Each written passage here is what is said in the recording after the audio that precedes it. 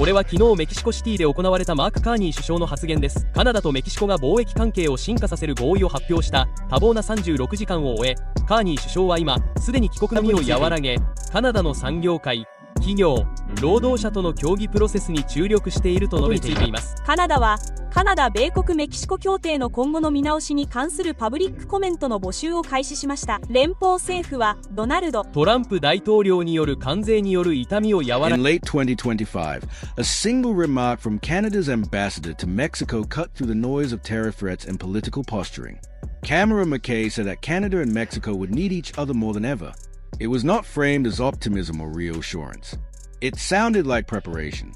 That distinction mattered, because only weeks later Canada confirmed plans for February 2026 that quietly unsettled trade observers. Ottawa would send the largest trade mission in its history to any foreign country, and Mexico was a destination. This was not ceremonial diplomacy or a goodwill tour designed for headlines. It was a calculated move shaped by mounting risk across North America. As President Donald Trump escalated tariff warnings, stepped away from negotiations, and openly pressured Mexico and Canada to compete for U.S. favor, both governments reached the same conclusion. American reliability could no longer be assumed. Rather than waiting to absorb the shock, Ottawa and Mexico City began tightening their economic links, coordinating supply chains, and expanding cooperation in ways that reduced their exposure to U.S. pressure. Most of this shift unfolded quietly, far from public debate. Yet its implications could outlast any single presidency. A trade war designed to fracture alliances was instead pushing two neighbors closer together. Mexico, long treated as Canada's secondary partner within a U.S.-centric system, was becoming an urgent economic priority. The February 2026 trade mission was not an isolated event. It was a signal of deeper transformation already underway. That transformation became visible on September 18, 2025, in Mexico City. Standing beside Mexican President Claudia Sheinbaum, Canadian Prime Minister Mark Carney announced what sounded like a routine diplomatic upgrade. In reality, it carried unusual weight. Canada and Mexico were entering a comprehensive strategic partnership that went well beyond symbolism. For the first time in more than 8 decades of formal relations, both countries were openly positioning each other as long-term strategic counterparts, not as junior partners orbiting Washington, but as collaborators capable of building resilience together. The language was careful and restrained, but the break from tradition was unmistakable. The partnership was framed around 4 pillars: shared prosperity, security, inclusion, and sustainability. On paper, the words followed familiar diplomatic patterns. In practice, they reflected a harder realization forming in both capitals. Under President Trump, the United States had become unpredictable, transactional, and willing to weaponize trade with little warning. Canada and Mexico were no longer treating that volatility as temporary. They were planning around it. Carney reinforced that message with action rather than abstraction. He confirmed a major Canadian trade mission to Mexico led by Minister Dominic LeBlanc, announced $9.9 million Canadian dollars in funding for United Nations projects focused on migrant integration and countering fentanyl trafficking inside Mexico, and committed both governments to making North America the most competitive, dynamic, and resilient economic region in the world. The phrasing mattered. The emphasis was not on repairing ties with Washington or strengthening trilateral unity. It was on resilience, a term that implies preparation for failure elsewhere. The economic foundation for this shift had been forming for decades. When NAFTA came into force in 1994, trade between Canada and Mexico totaled less than $5 billion Canadian dollars. By 2024, it had reached $56 billion, a 12-fold increase over 30 years. Mexico had become Canada's third-largest single-country merchandise trading partner, behind only the United States and China. Canada, in turn, had become Mexico's 5th-largest trading partner. Those figures were significant, but the deeper story lay in how the relationship was evolving. Earlier phases focused on volume and efficiency within a U.S.-anchored system. The new phase was about autonomy. Canada and Mexico were no longer content to simply trade more. They were designing supply chains that could function even if American pressure intensified. Both governments explored joint production strategies aimed at Latin American and Asian markets through the Comprehensive and Progressive Agreement for Trans-Pacific Partnership.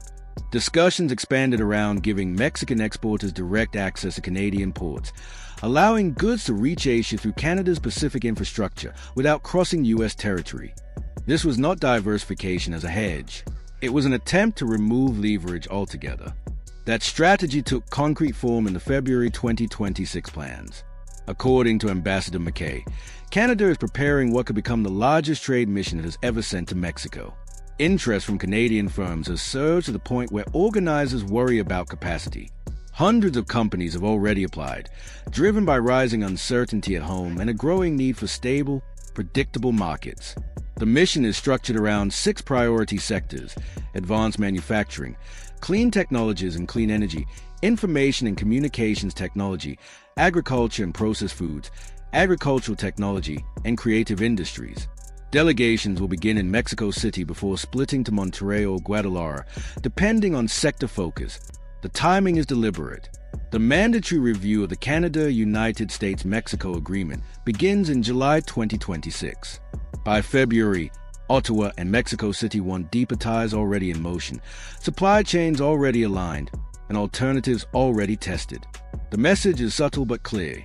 If the trilateral framework weakens, Canada and Mexico will not be starting from zero. What began as defensive positioning is becoming something more ambitious. In responding to uncertainty from the North, Canada and Mexico are redefining their relationship with each other.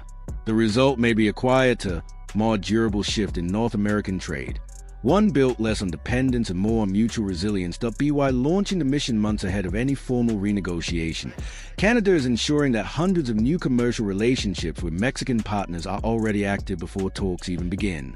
These ties create economic facts on the ground that cannot be easily undone at a negotiating table.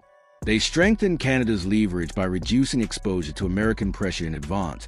Rather than reacting after demands are made, Canadian businesses have responded with striking urgency. Ambassador Cameron McKay has noted publicly that the pressure created by President Trump's tariffs produced an unprecedented push among companies to treat Mexico as a serious expansion market.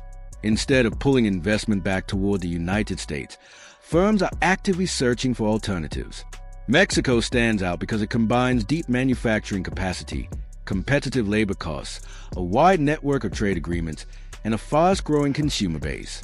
The result is the opposite of what tariffs were meant to achieve. Pressure has not produced compliance. It has accelerated diversification. To understand why this shift gained momentum so quickly, it is necessary to look at how confidence in American trade leadership eroded. In November 2024, before returning to office, Trump announced plans to impose 25% tariffs on all product from Canada and Mexico. Their removal was tied to demands related to fentanyl trafficking and illegal migration. In February 2025, those tariffs were implemented under the International Emergency Economic Powers Act, framed as a response to an extraordinary threat. Canadian energy exports were given a reduced rate of 10%, but the rest of the economy faced a full burden. Temporary exemptions were later introduced for goods compliant with complex rules of origin requirements. Instead of providing clarity, this created chaos. Businesses rushed to restructure supply chains, rewrite contracts, and document compliance under shifting standards. By August 2025, roughly 86% of Canadian imports and 87% of Mexican imports had been reworked to qualify for exemptions, a costly and disruptive process that absorbed time, capital, and management focus. The uncertainty did not stop there. In July, Trump announced plans to raise tariffs to 35% on Canada and 30% on Mexico starting August 1st. Mexico's increase was delayed for 90 days and then paused indefinitely in October. Each announcement forced companies to revise forecasts, renegotiate pricing, and absorb growing planning costs. Long-term investment decisions became increasingly difficult in an environment where policy could change with a single statement. In October, Trump abruptly ended all trade negotiations with Canada after the Ontario government released an advertisement featuring Ronald Reagan criticizing tariffs. A political ad was enough to cancel talks with the United States' largest trading partner. The episode underscored how fragile and personalized the process had become, and how little predictability businesses could expect. Trump's belief that tariffs alone can force economic realignment under American priorities ignores a basic reality. Infrastructure, supply chains, and partnerships are durable. Canada and Mexico are now building an economic framework designed to function even if the United States becomes an unreliable partner. Once that framework is in place, it does not disappear simply because a presidency ends. Canada and Mexico have worked alongside each other for more than 80 years, sharing trade frameworks under NAFTA beginning in 1994 and later under CUSMA in 2020. Yet the partnership now taking shape marks a clear departure from past.